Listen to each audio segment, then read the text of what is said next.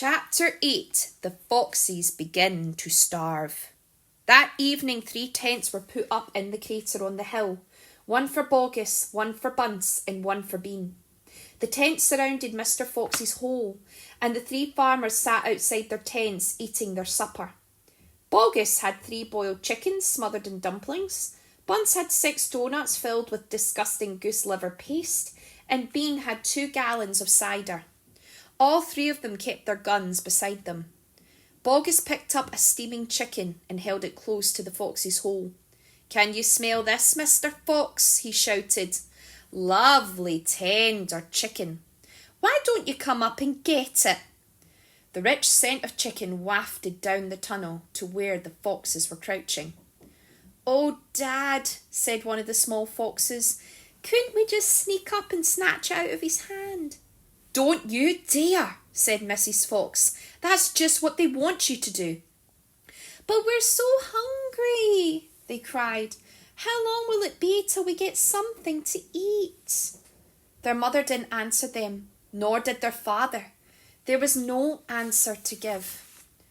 As darkness fell, Bunce and Bean switched on the powerful headlamps of the 2 tractors and shone them onto the hole. "Now," said Bean, "we'll take it in turn to keep watch. 1 watches while 2 sleep, and so on all through the night." Bogus said, "What if the fox digs a hole right through the hill and comes out on the other side? You didn't think of that one, did you?" "Of course I did," said Bean, pretending he had. "Go on then, tell us the answer," said Bogus. Bean picked up something small and black out of his ear and flicked it away. "How many men have you got working on your farm?" he asked. 35, Bogus said. "I've got 36, Bunce said. "And I've got 37, Bean said. "That makes 108 men altogether.